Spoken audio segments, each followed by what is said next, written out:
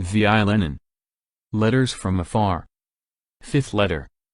The tasks involved in the building of the revolutionary proletarian state. In the preceding letters, the immediate tasks of the revolutionary proletariat in Russia were formulated as follows: 1. To find the surest road to the next stage of the revolution, or to the second revolution, which, 2. Must transfer political power from the government of the landlords and capitalists, the Guchkovs, Lvovs, Milyakovs, Kerenskys, to a government of the workers and poorest peasants. 3. This latter government must be organized on the model of the Soviets of Workers and Peasants' Deputies, namely, 4. It must smash, completely eliminate, the old state machine, the army, the police force and bureaucracy, officialdom, that is common to all bourgeois states, and substitute for this machine, 5. Not only a mass organization, but a universal organization of the entire armed people.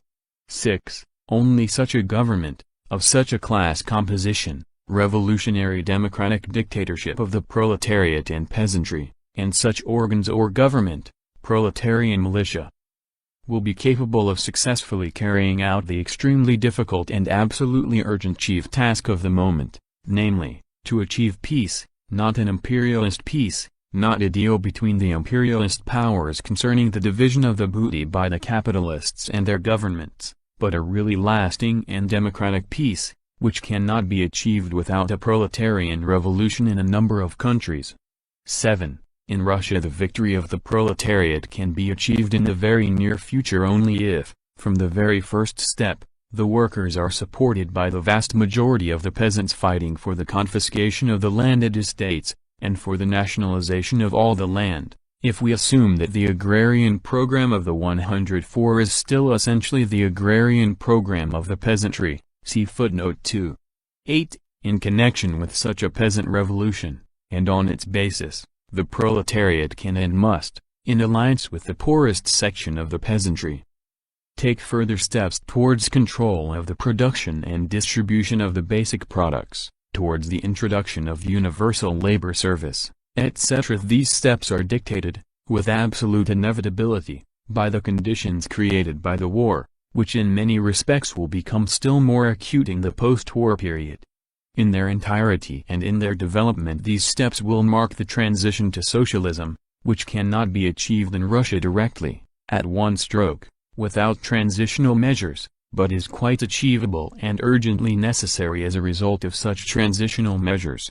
9. In this connection, the task of immediately organizing special Soviets of workers' deputies in the rural districts, i.e., Soviets of agricultural wage workers separate from the Soviets of the other peasant deputies, comes to the forefront with extreme urgency. Such, briefly, is the program we have outlined, based on an appraisal of the class forces in the Russian and World Revolution, and also on the experience of 1871 and 1905.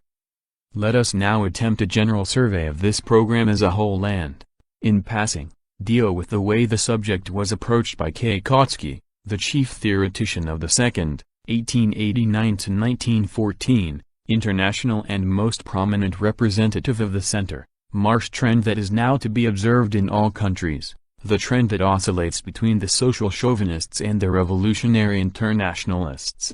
Kautsky discussed this subject in his magazine Die Neue Zeit of April 6, 1917, New Style, in an article entitled, The Prospects of the Russian Revolution. First of all, writes Kautsky, we must ascertain what tasks confront the revolutionary proletarian regime, state system. 2 things, continues the author, are urgently needed by the proletariat, democracy and socialism.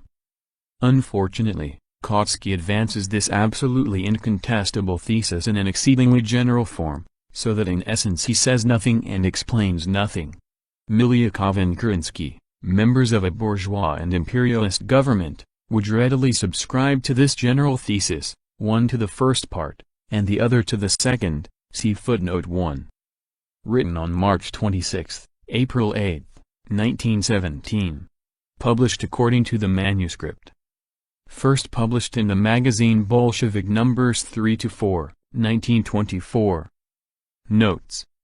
1. The manuscript breaks off here. Editor's note. 2. The agrarian program of the 104, the Land Reform Bill the Trudovik members submitted to the 13th meeting of the First State Duma on May 23, June 5, 1900. Its purpose was to establish a system under which all the land, with its deposits and waters, would belong to the entire people, and farmlands would be allowed only those tilling them by their own labor. Documents and Materials of the State Duma, Moscow, 1957, page 172.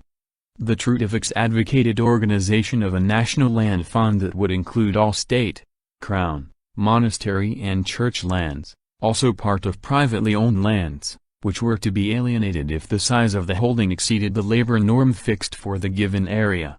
Partial compensation was to be paid for such alienated land. Small holdings were to remain the property of the owner, but would eventually be brought into the national fund. Implementation of the reform was to be supervised by local committees elected by universal, direct and equal suffrage and by secret ballot. End of the fifth letter. End of Letters from Afar by V. I. Lenin.